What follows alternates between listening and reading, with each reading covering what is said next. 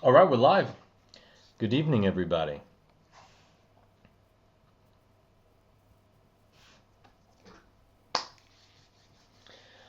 Okay, so what we're doing this evening. Give me 1 second. I'm, again, just testing a couple of new things here. And somebody give me type something so I can make sure all these comments are working and I can see everything. Um, we're going to be testing the Mesa Boogie Cab Clone this evening. I'm on a quest to see if I can find a load box slash cab simulator um, that actually sounds and feels good. Hey, Bill. Hey, Brent. How are you guys? Thanks for checking in there. Um, hey, Tyler.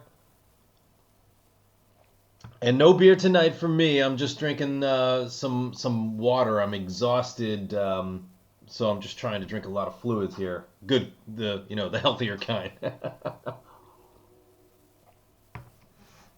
But thank you so much to my friend Will Kraus and his wife Sherry, who is letting me borrow. Let's see if I can point you over here. So this guy right here is the Mesa Cab Clone. Actually, let's take the camera and we'll get up close with the Cab Clone if you've never had a chance to see one. So this is the Cab Clone. It is just a very small device. Sits on top of your amp, your desk, your console, whatever. And you're going to come out of the back of your amp. I'm using my Friedman Smallbox 50 as always. And you come out of there directly into here. There is no cabinet connected to the amp tonight because this is a load box, and that means it can take the place of a cabinet safely.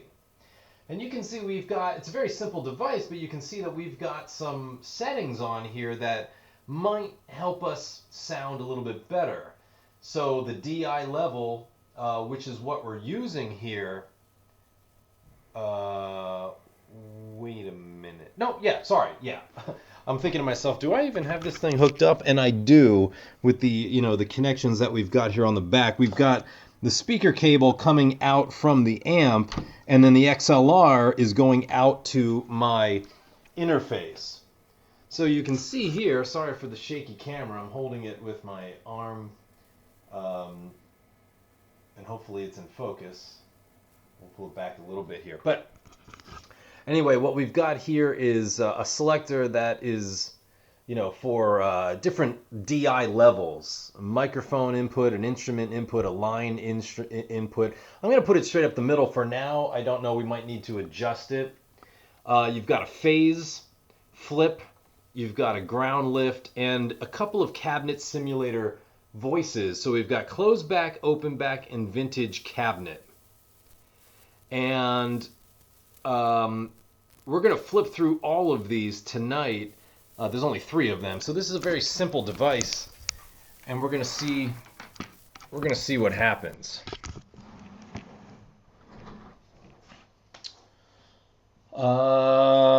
Hey Mike, how are you, buddy? Very interested to see how this goes. I've got a cab clone built into the back of my Mesa Mark 525. I like it a lot. Okay, cool.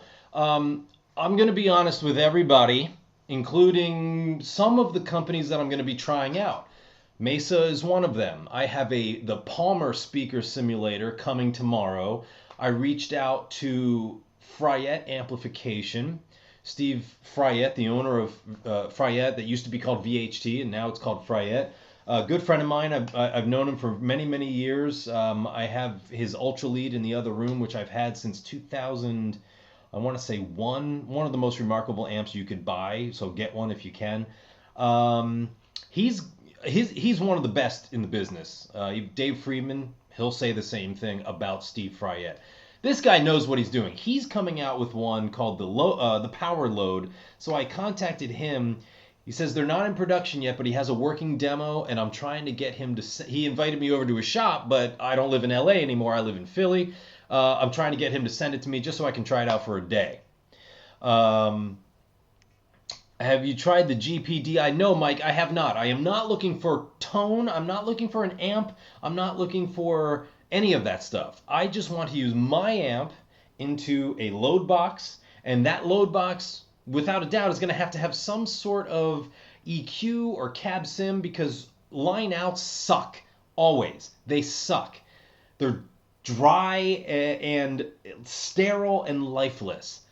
So that's why you see, all of these companies are building stuff into. Power Station would do it, wouldn't it? The Power Station um, is a power amp and a load box, I think. So it would do it, I believe. But the power load is just the load box in cabinet sim. That's what I'm looking for. So hopefully we're going to get that in here. And then I reached out to Rivera. And Rich over at Rivera told me that they are back ordered on their Rock Crusher recording unit, which is a load box cab sim, but it's also got a guitar tuned 11 band EQ. So I want to try all of them out. And again, I'll be completely honest, I do not have high hopes for any of them. Because again, we're not doing this with the speakers. We're not pushing air. That paper is not having frequencies go through it to give us what we hear and are used to hearing and are used to feeling as guitar players. So as much as I really want this to work, I have no expectations other than I'm a little skeptical. I'm hopeful, but I'm a little skeptical. It's not just about the sound. It is about the feel as well. And that's the problem I have with all the digital stuff. And I'm not testing any digital load box speaker simulator things at all. I don't want anything that I need to connect via USB that's going to have to be updated. I just don't want to do it. I want no computer devices. I just want the amp into that and this. Again, we'll see what happens. What happened to the radio stuff you used live? I had a box of theirs called the JDX. It was okay at best. It needed a lot of help. It needed a lot of help. And that's why I'm not really reaching out to them to try the load box because that's based on the JDX. And I'm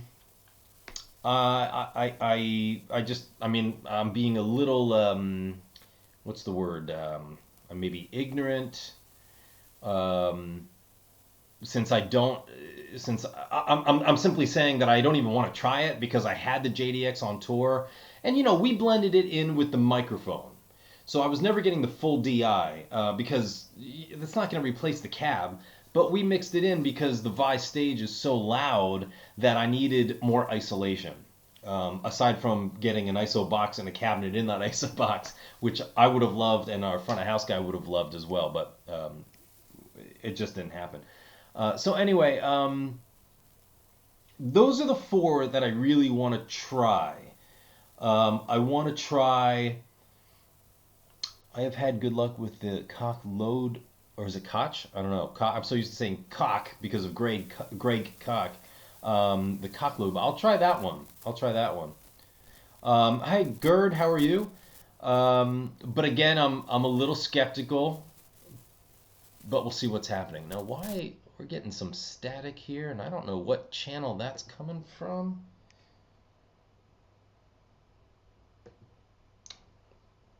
That's okay. We'll keep it rocking. I'll take a look at this Koch. I don't know which one it is, but I'll take a look at that one for sure. I'm open. I am open to any and all suggestions, really. But I really just wanted to try the Fryette because if I have faith in anybody, it's really him. The Rivera one, I've seen the reviews and they kind of are all saying what I'm kind of thinking already, but I want to try it. The Palmer speaker simulator is the one that I've seen in everyone's studio, including Vi and Joe Bonamassa and Joe Satriani, and these guys are using it live. They're using it in the studio. That one is coming tomorrow. We'll do a live event. I'll test that one as well. Not tomorrow night. Tomorrow night I can't do it, but maybe Thursday night. And then this one. This is a nice simple one, and it's inexpensive. It's at like half the price of all the other ones, and more so. So we'll see what happens. Pronounced Coke. Oh, okay. Good enough. So without further ado.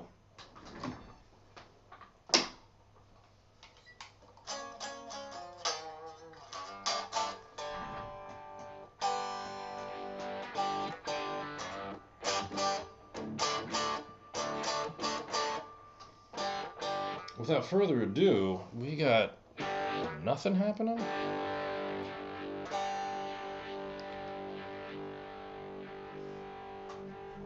Okay, hang on, folks. I've never used this, and I've got a new setup here, so let's see.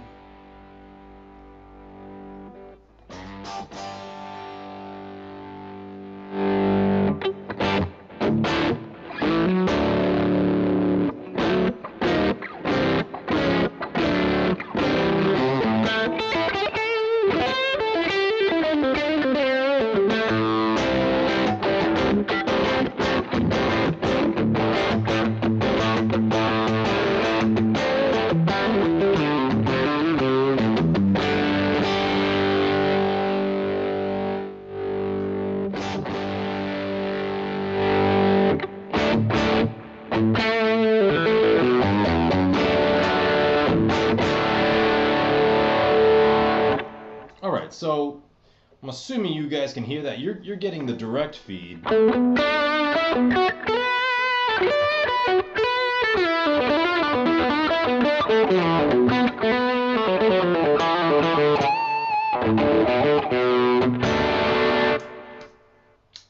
Not bad. Not bad, actually. Sorry, let me get caught up here. I do usually put Palmers in most of the rigs I build. Yeah, I mean, Palmer has kind of fallen off the face of the planet. Like they're actually not even that easy to find anymore. Sweetwater is not carrying them. Musician's Friend, like I don't know why, but I know I wanted to try one because I've heard decent things about it. Got some signal coming through, just not very loud. I think it's louder now. There we go. Very nice, Marshall. Yeah, so I'm on the clean channel of this Friedman, and back everything up here a little bit. Sorry if my volume was up while I was talking here. So I'm on the clean channel. I mean, I do have the gain dimed on the clean channel as always.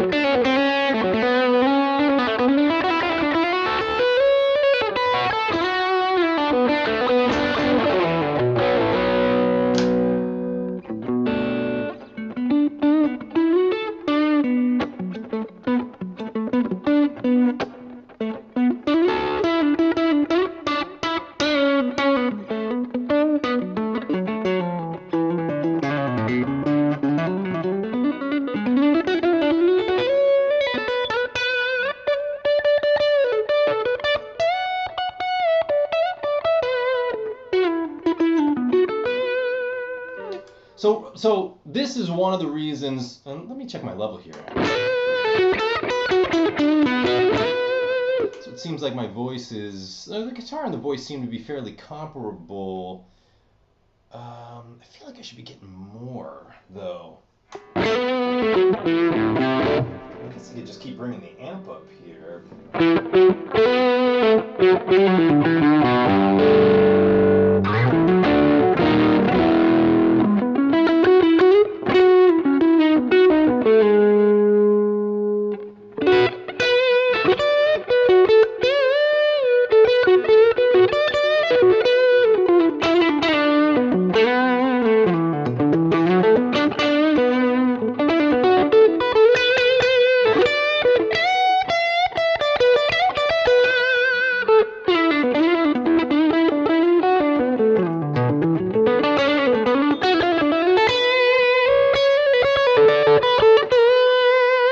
So,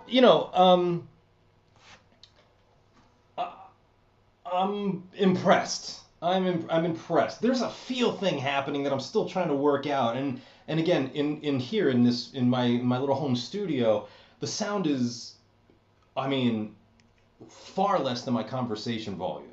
Far less. But that's again one of the reasons why I wanted this.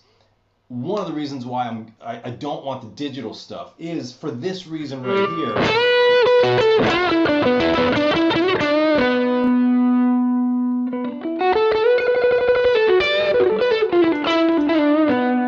You roll that off and it goes with you. It does what it's supposed to be doing. Thank you, Lord. It is giving me the sensitivity. It's cleaning up. And digital just does not do that. I don't care if Mr. Kemper himself is sitting right in front of me, and I have a Kemper. Great piece of gear. But the problem I have with it is I roll off my volume and it just goes, it just doesn't go with me like an actual amp is. Because even though I'm at conversation volume, it's super quiet. I mean, below conversation volume, it is super quiet. The amp is doing what the amp should be doing. The signal is getting pushed into the tubes. The tubes are reacting the way they should, as if they were going through a cabinet. It's just that we're feeding it out of the amp in a different way. So I'm impressed with that so far. And from what I can hear back at me here,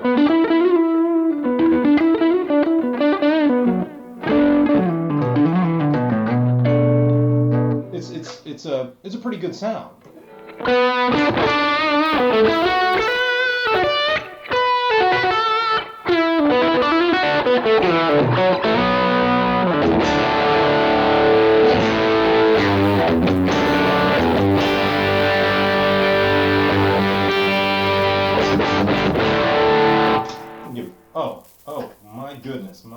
My goodness.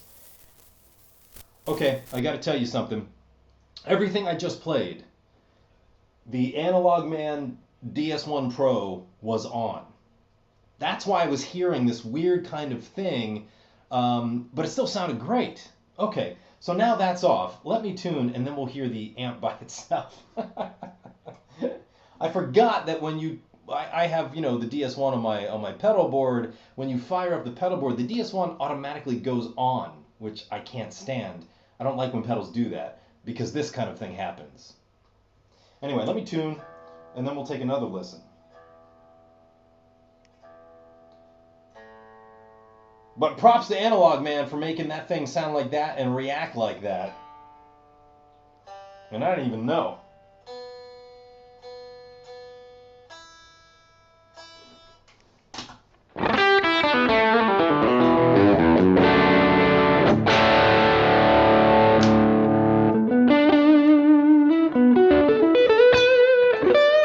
So there's the amp. I was wondering, why is it so gainy? And I was like, well, I do keep the gain up, but that was a lot of gain.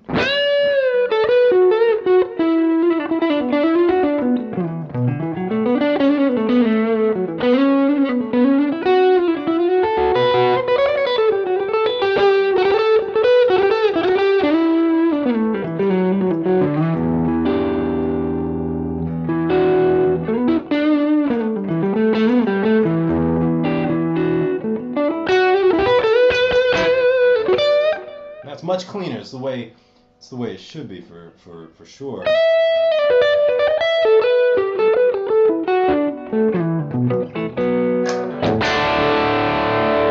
But that's what this channel of this amp will do. It's even with the gain all the way up, it'll give you crunch, but it's not supposed to be super saturated like it was.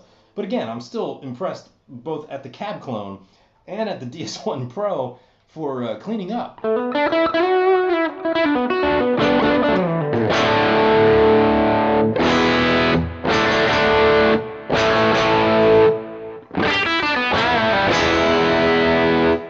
Yeah, I mean it's pretty nice. That's pretty nice.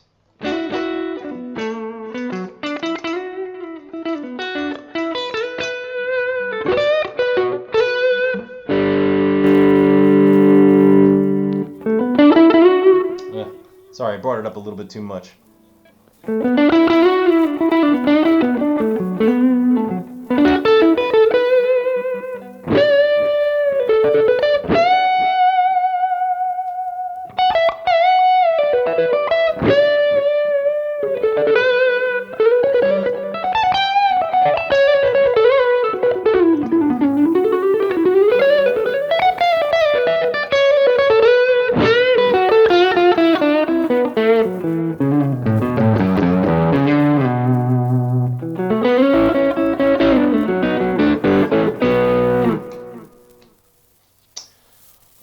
hiss is back. Did you knock a wire? You know, I think it. I cranked up the gain here on the preamp that the cab clone is going in to get into my computer. But we shouldn't really have that much hiss. Aside from that, it is kind of, I'm kind of cranking up the preamp there. I also think I need to replace the tubes in the small box. It's been a while, and I've been hearing some crackling, so maybe that's what it is.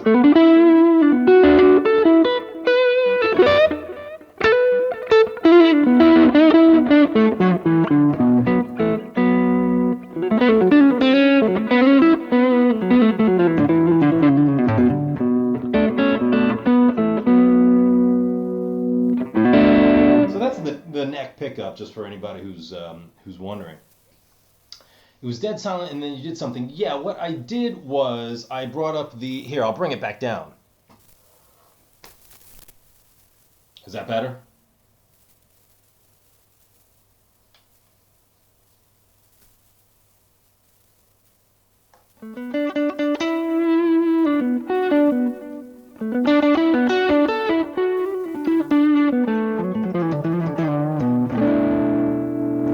Yeah.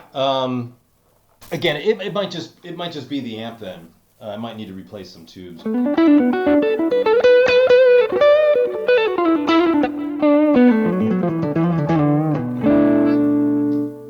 Because it is dead silent here. I don't hear anything at all.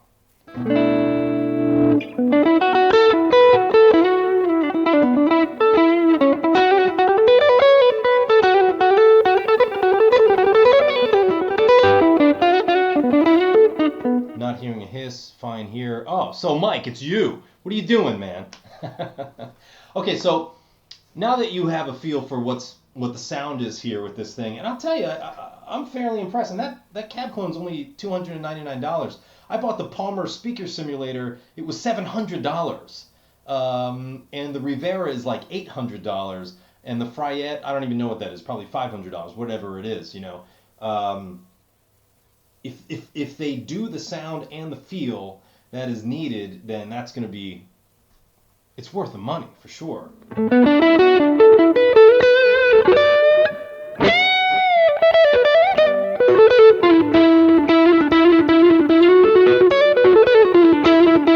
Because I don't know about you guys, but that actually sounds really, really nice.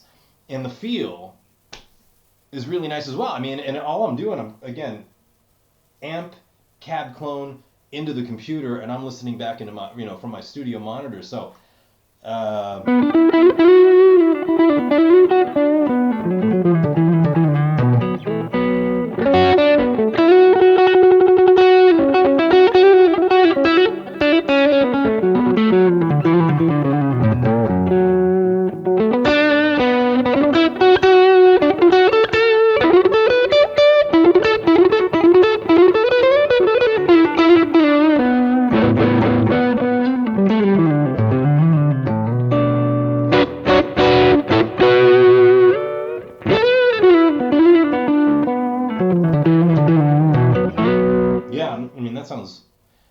it sounds pretty darn nice. So what I'm going to do now that we've been sitting here playing for a while, I'm going to flip the switch on the cab sim. What we've been listening to is the open back setting. So let's switch it to the closed back. So here's open back. I'm going to get over here so that I can do it really quickly.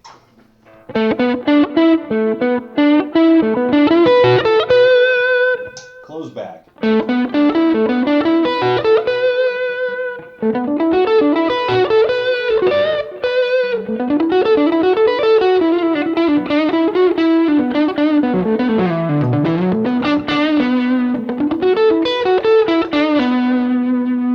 And back to open back. Open back is louder for some reason.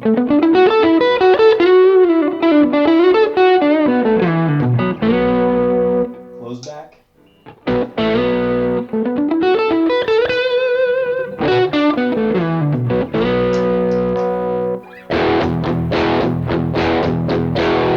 going to play some of that kind of stuff now. Hang on a second.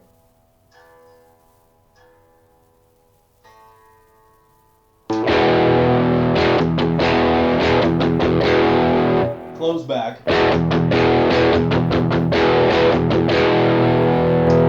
Open back. Yeah, I mean, you know, if you've ever played through an open back cabinet and the same thing but closed, or, you know, anything that really that's open and closed, the closed back is going to be a tighter sound. It's going to be a focused sound because the air isn't going this way and this way. It's just all being pushed that way. Open back kind of disperses in a more open kind of way in both directions. That's why if you have an open back cab, you should mic the speaker and the back of the cab, flip the phase on this one, and you get this really nice sound. But open back's going to be a little bit looser. Closed back should be tighter, more focused, and I think that's what we're getting here. That's open. Closed.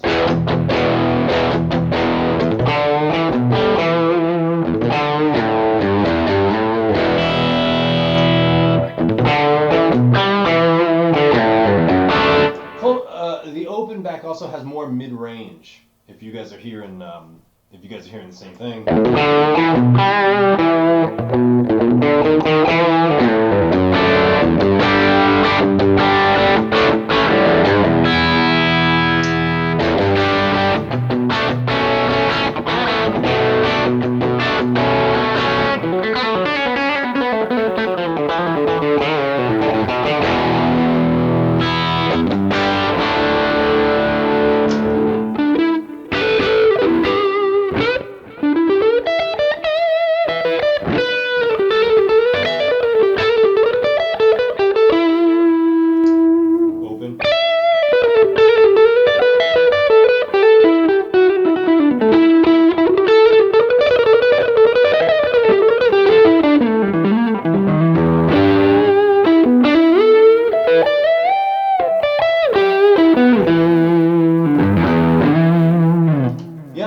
So they both kind of have their thing.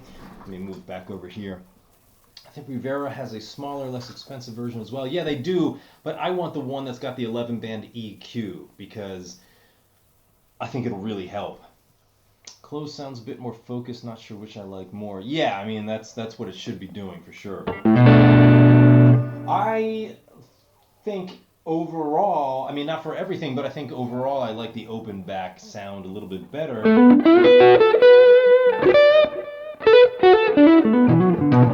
Just for this kind of bluesy stuff that I'm messing around with. But if I was, if I was chugging around on something or recording a rhythm.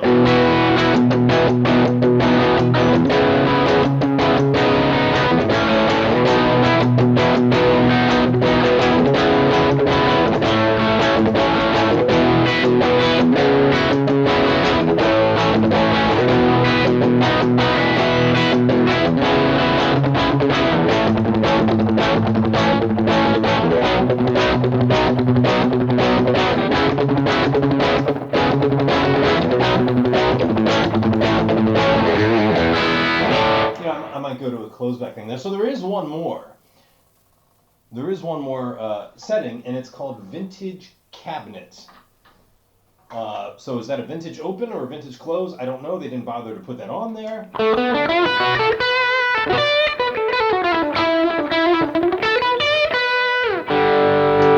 So here's open back.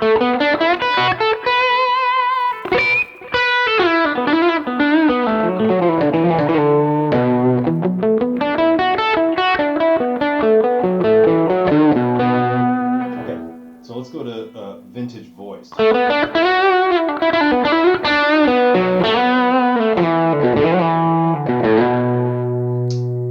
Vintage.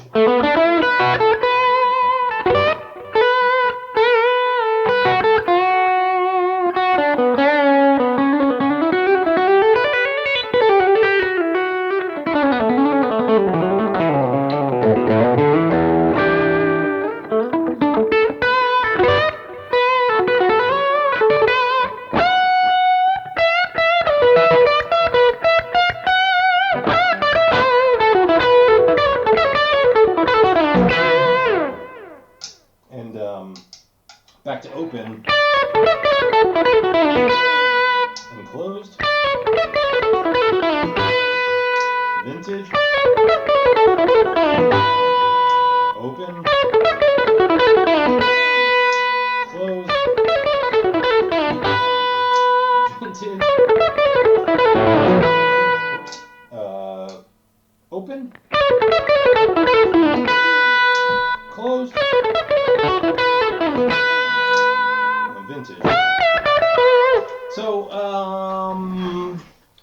vintage is kind of falling like right in between. Well, no, it's not falling like right in between closed and opened. It seems like it's retaining a lot of the tonal characters of the open, but not quite as much mid-range, maybe not quite as much high-end. Because if it's a vintage voice, vintage speakers, their high-end keeps getting, I don't want to say dull because it's actually a really nice thing. The high-end just keeps getting shelved off as the speakers get older. They get smoother. Whatever you want to have, right?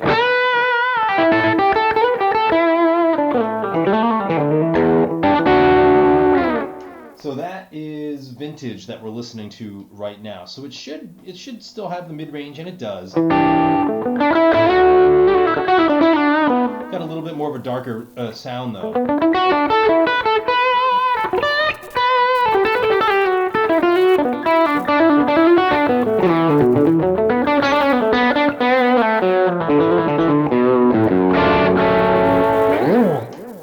Thanks, Kirk. Appreciate it. Yeah, I'm really enjoying the new PRS. Open sounds great. Vintage has a touch less high-end bite on it. Yes, exactly. Smooth, not as articulated. Vintage treble roll-off. Yeah, that's exactly what I'm hearing. So it's nice to have like ears that are actually doing what they're supposed to be doing. That being said, I'm fooled all the time, so don't take anything by that. So I'll tell you what, so far I'm fairly impressed with what this thing is given me. I can use my amp. I can get my amp's sounds. It's not exact. It's not exact, but it does sound. It does sound actually quite usable. I could do these kinds of things. I could do my, some recording. I could do these live chats. I could do the chats that are on Guitopia. And I've been using, for late night stuff, I've been plugging into the Kemper or using some plugins or something. It's nothing wrong with that. They're fun for sure. But they're all lacking. And, I know there's a compromise one way or another on the cab sim, on the load box, on the digital stuff. There's some compromise one way or another. Which one do you go with? I just, I have the amp, so it's like if I can use them, but also retain the feel. Like I talked about earlier, if I can go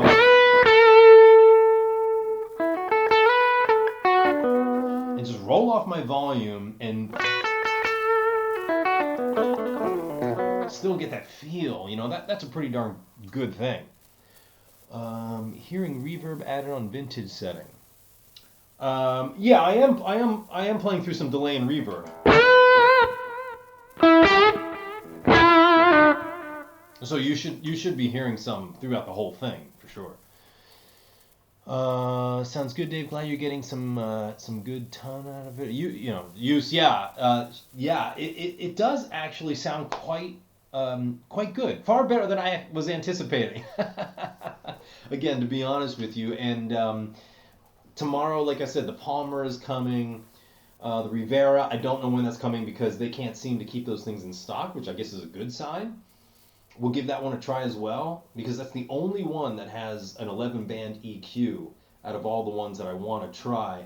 That should have the most tonal flexibility to really dial in what you're looking for. But we'll see. The Fryette one, I have to imagine that's going to be pretty darn good because Steve is a genius. And like I said, the Palmer is the classic. The Palmer is the studio staple that every studio I've been in, and these people that I see live and play with, you see these things in their rigs live all the time. So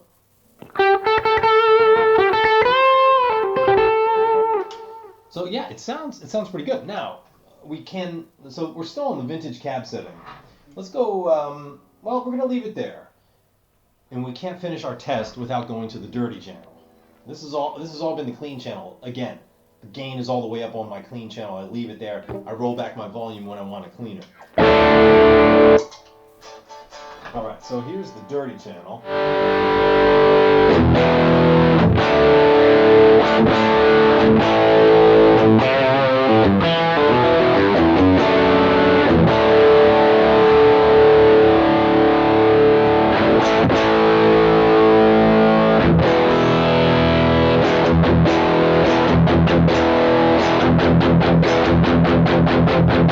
And I do that. I chug on, like a low E here because I want to hear its articulation when it's getting compressed like that.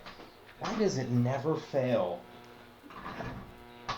Cables just get under the chairs.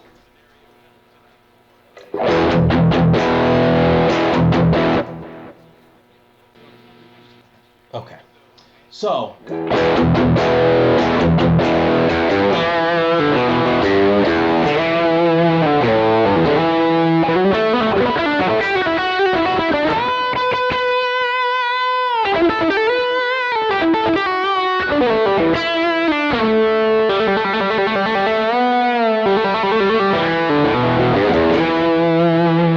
again, that's the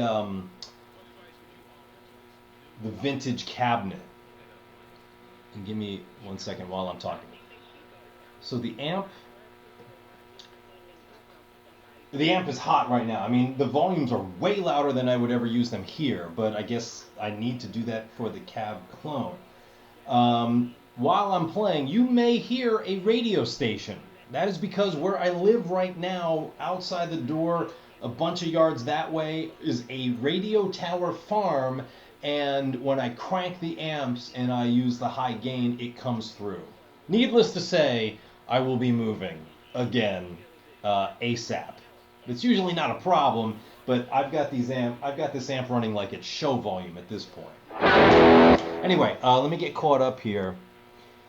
You generally use delay and reverb with all your playing. Yes. If so, how much do you find works best for your rhythm and lead scenarios? I mean, it's totally up to what I'm doing and also up to your tastes.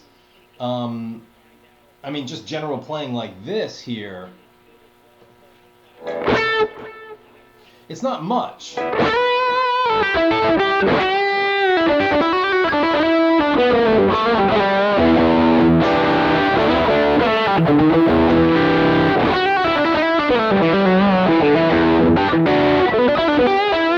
I mean, that delay and reverb is not going to get in my way.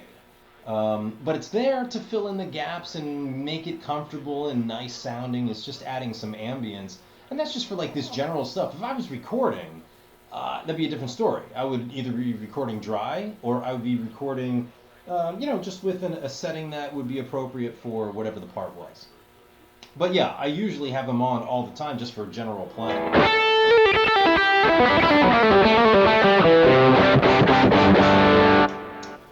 Hey Rudy, I have to admit I'm really surprised with your voodoo magic. I think this is the first time I hear a cab clone sounding this good. Well, again, I mean, this is the first time I've ever played one. So I'm glad that it's actually coming out sounding good. I can't take all the credit, though. I mean, I am playing through an amazing guitar and an amazing amp. But that's it, I mean, if it was not doing its job, it still would sound terrible, but it sounds pretty good.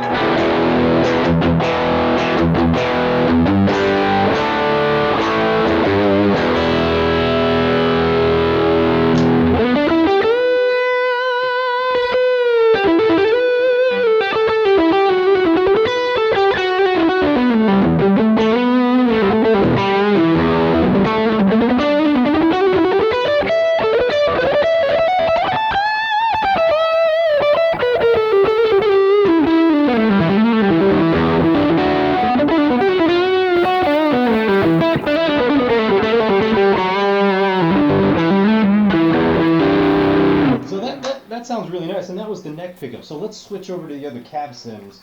So again, that was the vintage cabinet. So I'm going to play the vintage cabinet, and then we're going to switch to the open back here.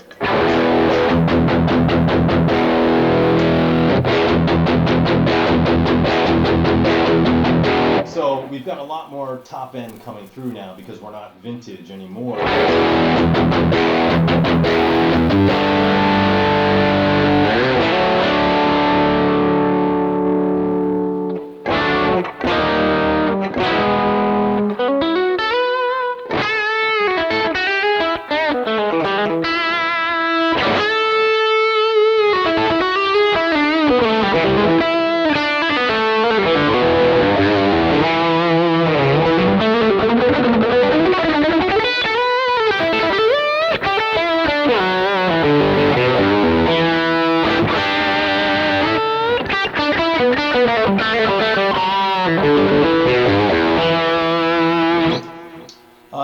Ricardo. Hey, Albert. How are you guys? So, again, we're back on the open back, and that sounds pretty good.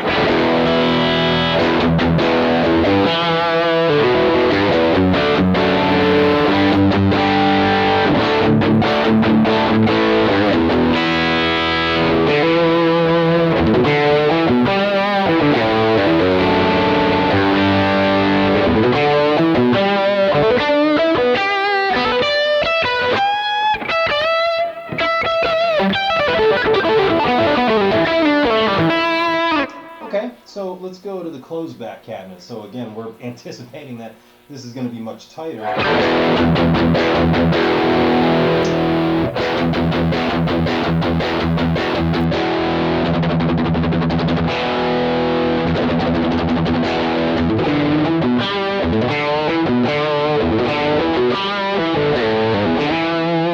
So yeah, I mean, it's the mid-range just went like this. It is tighter. It doesn't quite have the high end that the other one did, but again, for this chunking kind of stuff.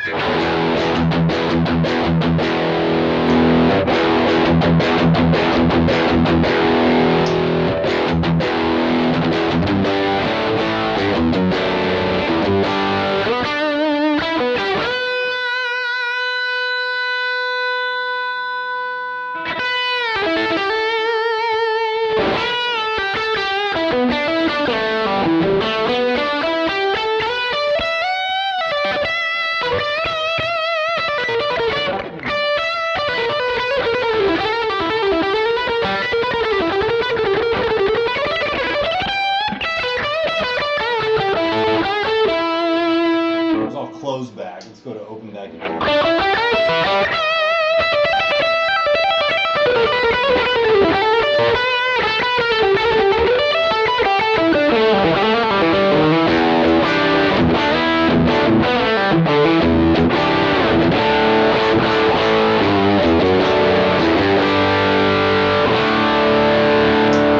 Vintage just gets darker, but it's nice.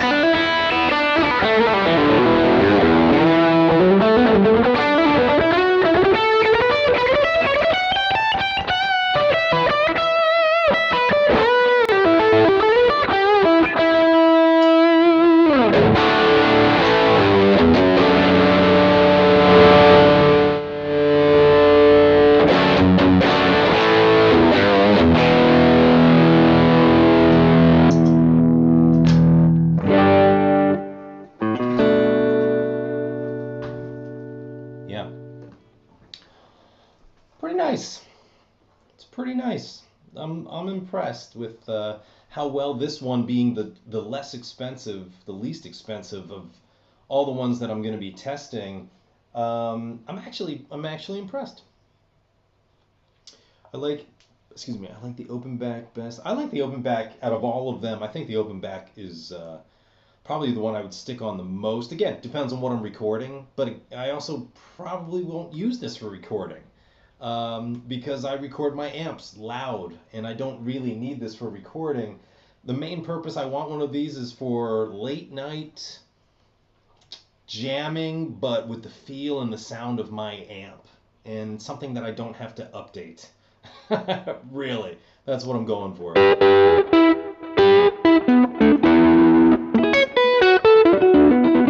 Can you alternate between a real cab and a cab clone so we can hear the difference? No, not right now.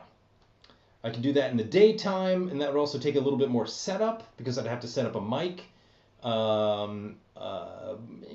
Eventually, yeah, but I think everybody understands the sound of the cabinet, and what we're trying to do is get the feel and the sound kind of like that. It's not going to be the same, but if we can get the feel and somewhat of the sound, and I think we're getting that kind of nicely here.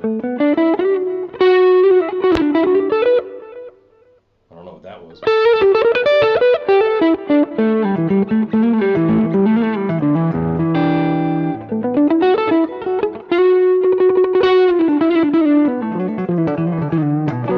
How true to a real cab is it? I mean, it's pretty nice. It's hard to answer that question because, yes, you would have to really A/B it. It's not, you got to take it with a grain of salt because it's not pushing air. the other half of the physics that goes into what we perceive as our guitar tone isn't even happening. We're not pushing any air right here. So we're getting simulations of it. And it's actually quite nice.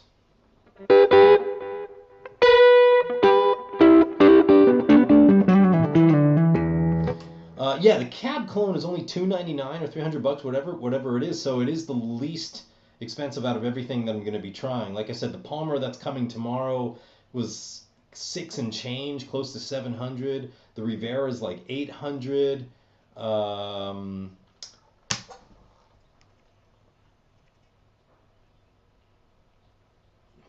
Sorry, I was getting a text there. And then the Fryette I think is like $500 or something, but the Fryette is not available yet, unfortunately. But hopefully Steve will send it over to me to try out.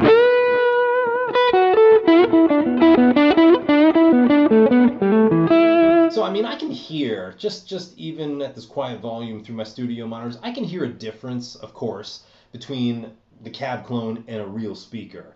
But it's about getting close to it.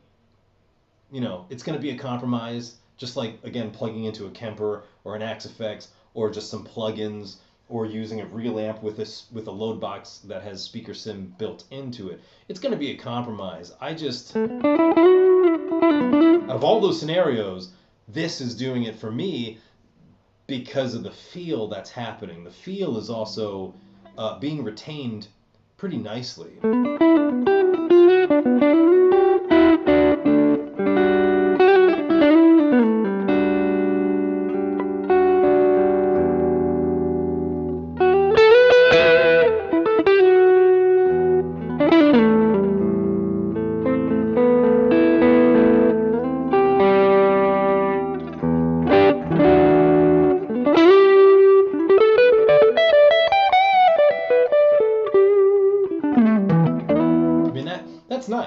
That's nice because I could put headphones on. I don't even have to have any of this coming out of the speakers here. And again, it's not coming out even as loud as my voice.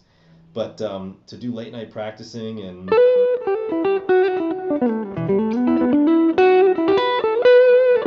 be able to use the amp and get the communication between me and the amp, it's a really nice thing. Quite honestly, it's really nice.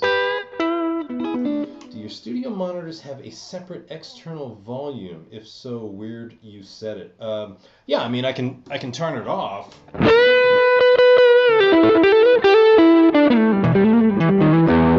So now you guys should be hearing my guitar still, but I can't hear it at all.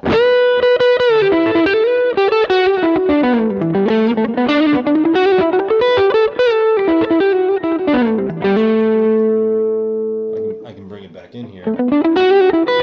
And the only difference is that now you're going to hear a little bit of, coming out of the speakers into the microphone here on the webcam.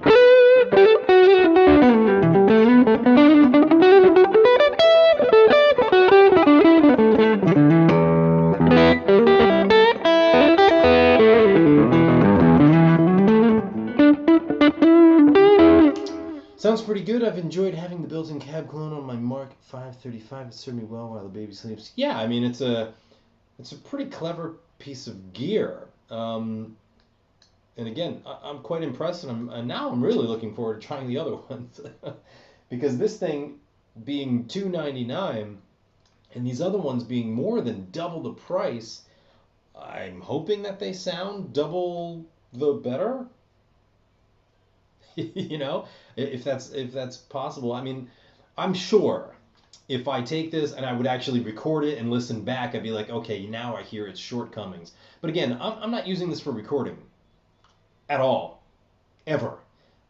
It's just for this kind of purpose, to get the, late night practicing, silent practicing. But I could see using it live as well. Like I said before, we were using some radial JDXs, which really didn't sound or feel good at all. But we used them and we tucked them in underneath the microphones for just a bit more isolation. But this thing would do really well for that.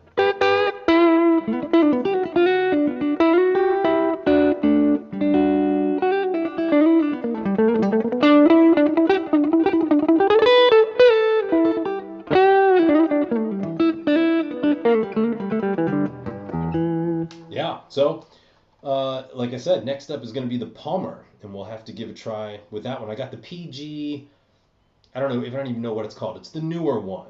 It's not like the old classic silver one. It's the new blue one, which is supposed to be the same thing as the old one, but now it has, um, continuously variable control over the tonal options. Whereas before it was a lot like this, where it was just a switch, this choice or this choice, and that's it. And now you can kind of dial it all in, and there's more functions to it, but we'll give that one a try for sure.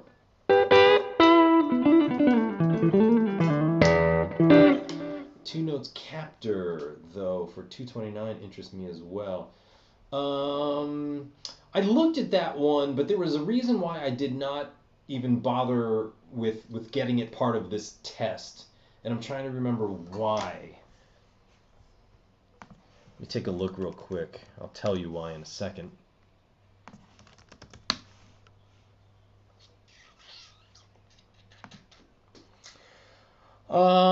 Yeah, it's a load box, it's an attenuator, but I don't think it's gonna have the cab sims that I'm really looking for, although I know it's supposed to have it.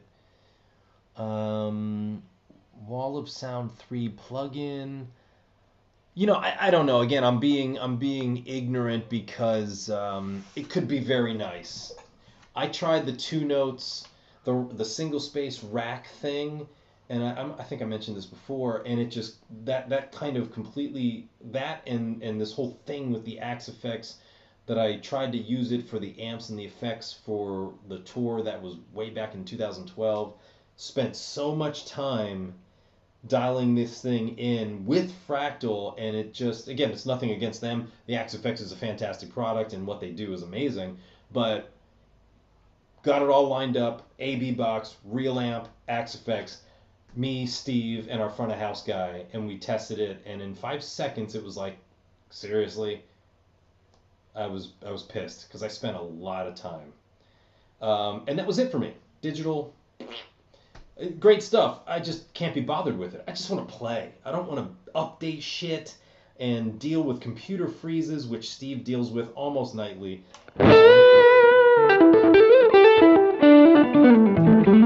So the two notes thing that I tried was very nice. It was just like, digital and updates and hours of going through everything. I don't even want that. Just give me a couple options. Make the fucking thing sound good with a couple of options, and let's call it a day. Let's get to what we're here for, playing, not being computer scientists to try and dial in a sound. But again, that's just me. I have hit the tipping point with digital stuff. I really don't want anything to do with it. So that's why I'm on this quest, as you know. Because guess what? I never have to ask myself if this amp sounds real enough. Versus the Friedman amp sims that are in the Fractal and such.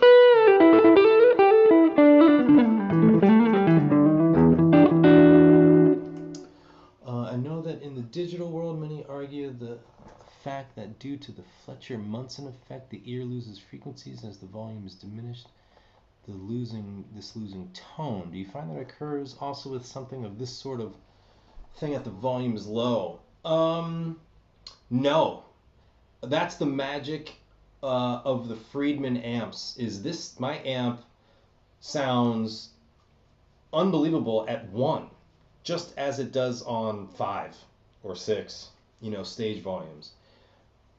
Any of the Friedmans that I have here, but particularly the 50 watt and the 100 watt. When I'm here at home, and go on YouTube and search for the demo that I did for Friedman for that amp, and look at the volumes. They're not even on 1, and it sounds fantastic. And that's the way that I run it here at home. Now, I have brought up the volumes for this because it does seem like the cab clone needs more volume. But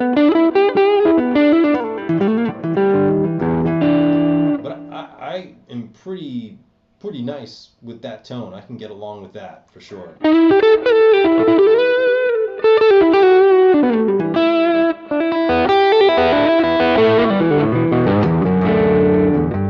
Again, I just want to play. I don't want to be bothered with, here's an update.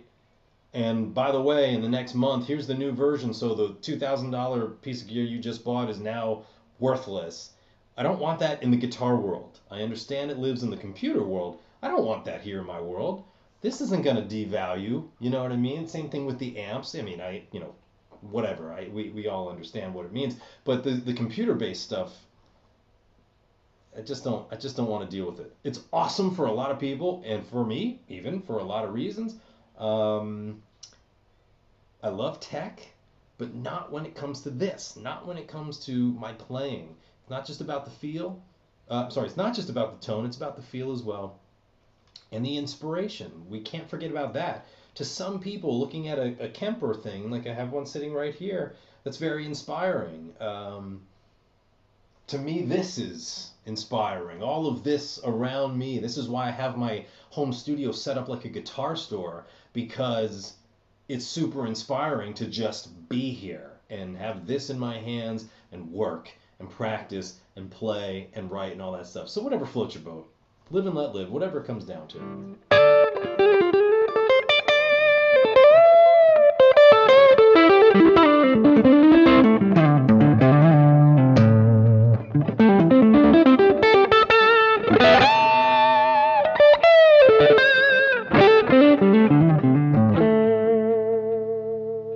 But good test. Good test tonight of this cab clone.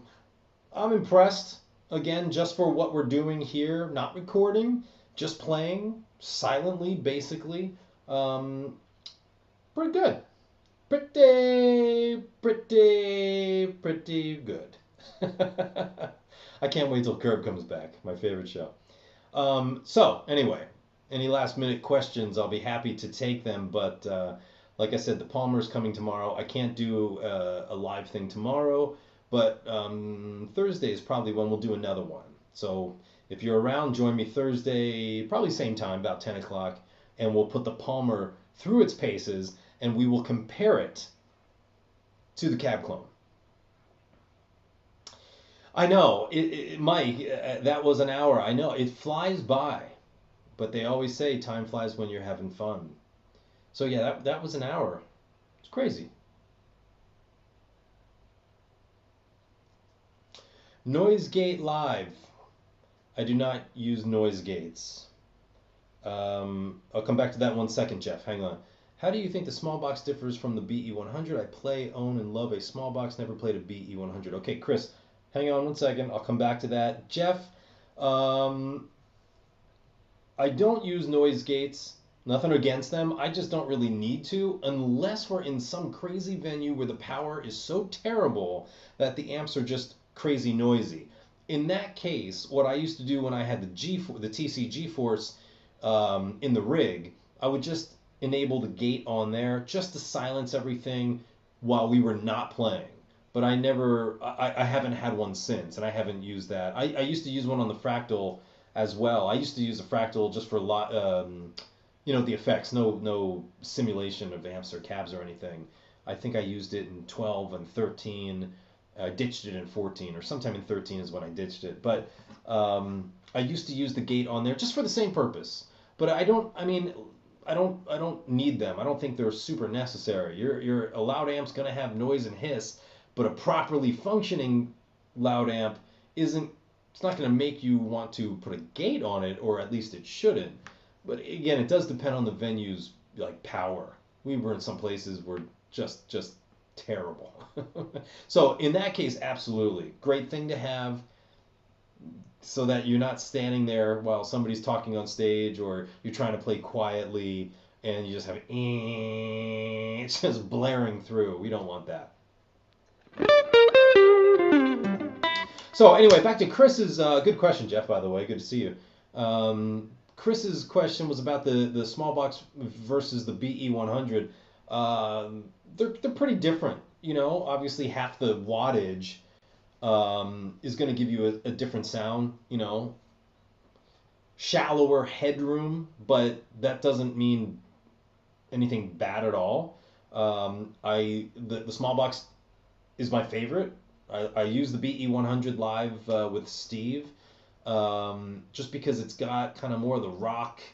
This is contradictory to what I'm about to say, but it's just got that high gain rock kind of thing. It's amazing. The BE100 is an amazing amp. I just like the small box. The small box has that same gain, gobs of gain, musical gain, not oversaturated. It is not a diesel. It is not an oversaturated amp. It's a pushed plexi, but with all the articulation you could ever want. It's an amazing pedal platform, and it's more of a vintage voiced overdrive or gain than the BE100 is. And I love it. I love the voicing that's on this amp. I would love to pull out a little bit of the mid-range, and I'm not talking with the knob, because, you can do that, but I'm talking inherently in the BE and in this, they have a bit of a nasally mid-range thing, so I do bring my mid-range down more than, especially if I'm playing one of these or the Gibsons. But it sounds fantastic. The Small Box 50 is my desert island amp, for sure.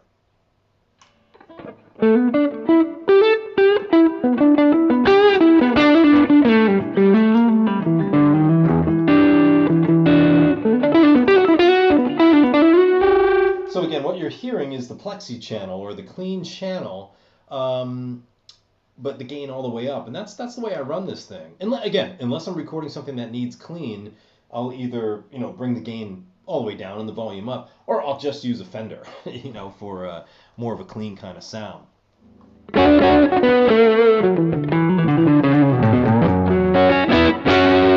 What studio monitors do you use? I use really cheap M Audio DSM-2s right now. I had NS10s. I had a pair of KRKs, but the KRKs, they were the VXT8s. They sounded like this. And nobody realizes that, because everybody buys KRKs because they're very popular. And they're good, but as soon as you A-B them, or ABC them, or ABCD them with other studio monitors, you realize that they have an inherent, kind of like I was talking about the amp, but unusable in my opinion. They do this. They have this crazy mid-range that you would need an EQ to get out, and I didn't want to deal with an EQ, for that kind of stuff. So as cheap as these DSM-2s are, they serve my purpose that I'm going for right now. To be honest with you, I do a lot of mixing with Sony 7506 headphones. You can mix through anything you want, you just have to know them. And then you have to do a lot of referencing. But these DSM-2s I would not recommend. They're cheap, and comparatively to some really nice speakers, they're a joke. But they do what I need them to do right now. But I know how to mix with them, and I know how to mix with 7506s, and I know how to get the sounds that I need. Phil X did a really great sounding BE100 demo on YouTube too. It makes me want to cry to listen to it. Phil's a great player, and the BE100 just speaks for itself. That thing is just ridiculous. So I switched to Anax Effects in order to lessen the weight and size of all my gear and pedals and such, and it did just that for me wonderfully. But do you have any recommendations for a great tube amp that is in a small package? I know they're making things smaller all the time. I totally understand that, of course. I mean, you could get Mini Dirty Shirley is a great amp, but is the Small Box 50 really that much bigger? No, it's not. And this is light years ahead of that thing. The Mini Friedman amps are hand-wired, amazing 20-watt amps. But when you go from 20 watts to 50 watts, it's not just the wattage. Forget the wattage. It's the headroom. It's the tonal blooming that happens, The ceiling on a 20 watt is here. The ceiling on a 50 watt is here. And that's a big difference. So it comes down to, I don't know. You could get this in a 112 or a 212 and have an amazing rig. That would be amazing, in my opinion.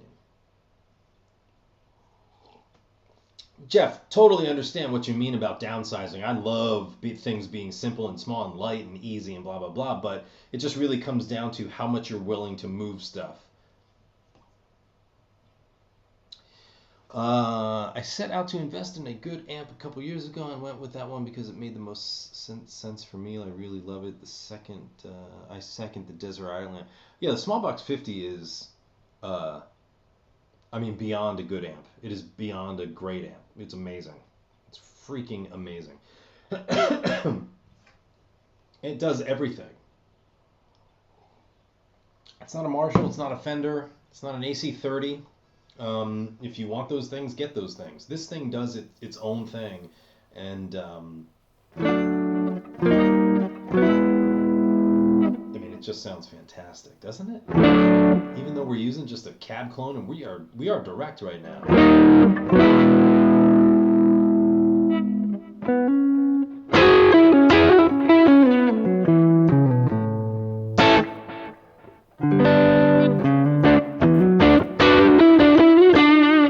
Yeah, headroom is the ceiling that you will hit and things will start to break up. And that breakup might mean a couple of different things for different amps. Fizzy, sizzly, thin, farty, all those words that we use when you hit the ceiling of your headroom on your amp. So a 20 watt amp like the Mini Dirty Shirley or the Pink Taco, or 30 watt amps like the Z-Rec, which I have over here. These are all amazing amps, but once you turn them past a certain point, they start getting to that headroom ceiling and they start breaking up. And sometimes that breakup is amazing. Sometimes it's fizzy, sizzly, thin, turns into an electric hand sandwich. So these higher wattage amps, people think, oh, I can't get a 50 watt amp, I can't get a 100 watt amp because I only play at home. If you have a non-master volume 1959 SLP from Marshall, that might be a problem. But you can get an attenuator and problem solved. Or you get a Friedman that has a master volume, you crank everything up except the master volume, and you get these amazing tones. But you won't hit the headroom. You'll have all the headroom, and you can get your notes really nice and clear, and they just sing. I have breakup because I'm pushing the preamp. But the power amp has tons of room, so it just makes everything big and fat and sing better versus a lower wattage amp where you're hitting the preamp and you're hitting the power amp and it's going to start to break up much sooner. So you hear the note and then you'll hear all this kind of stuff around the note. Depends on the voicing, of course, but that's kind of it in a nutshell.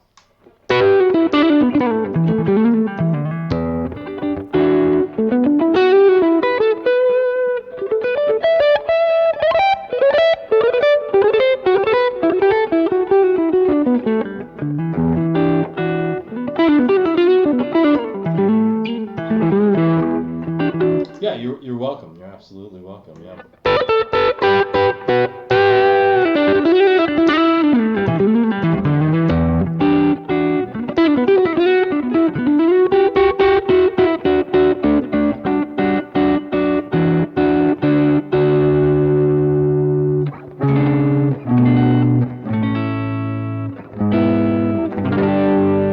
Do I have any semi-hollow guitars? I have an ES335, a Gibson Custom Shop ES335 hanging over here, and I have a PRS JA15 that I lent to a friend.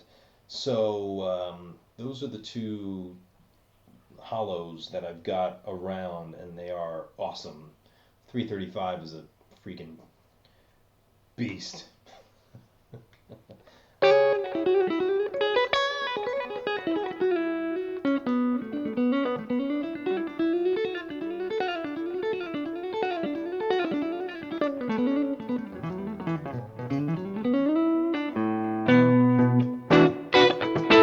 All right, guys, any final questions, comments, concerns?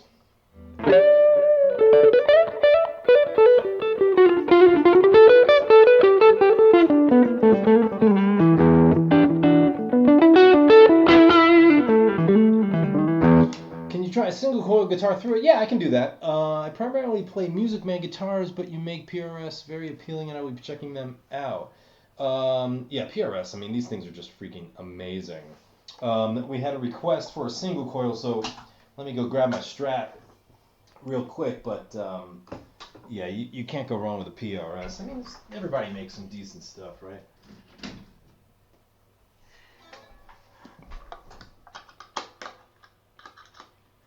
should be in fairly good tuning.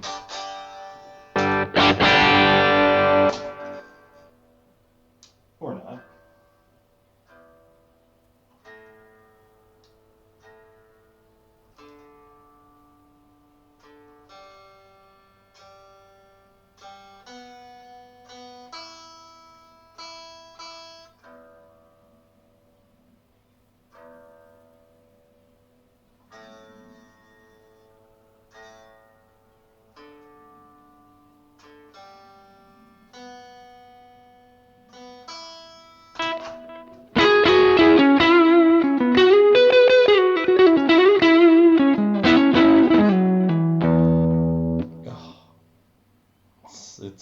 That's like.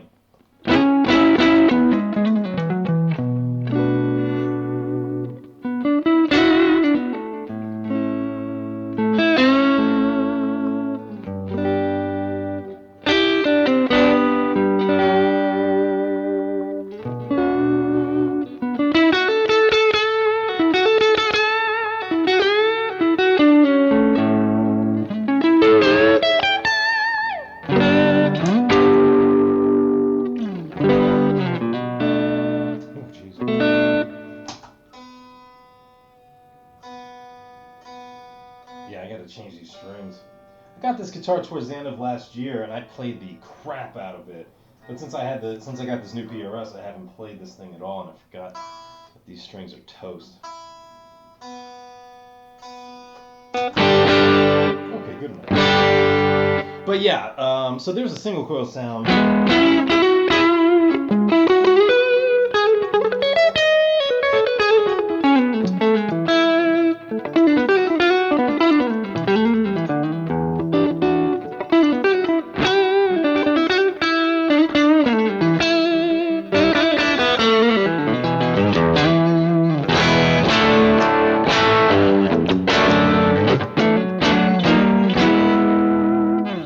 Sounds really, really nice.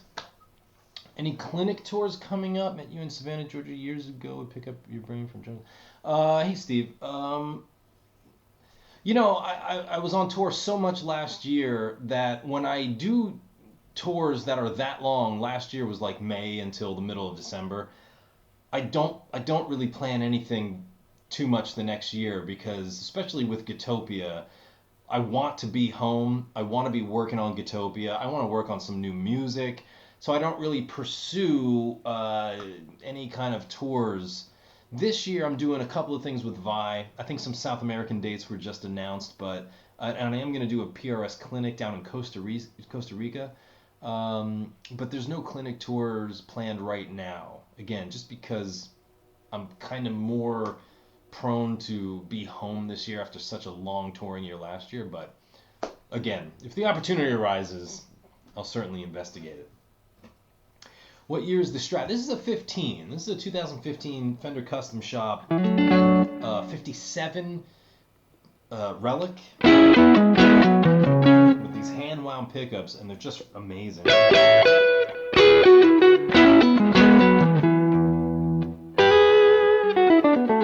But talk about such a different guitar than that PRS. The pickups are way, I don't want to say weaker, but they're just not nearly as hot.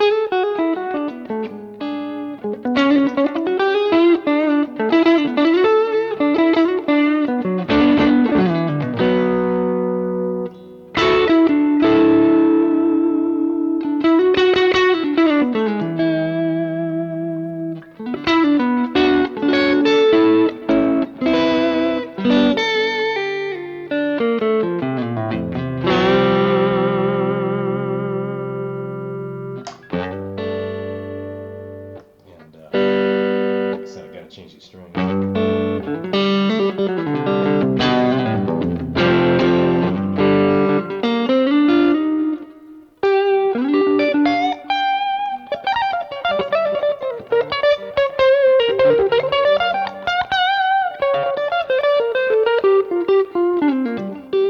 Yeah.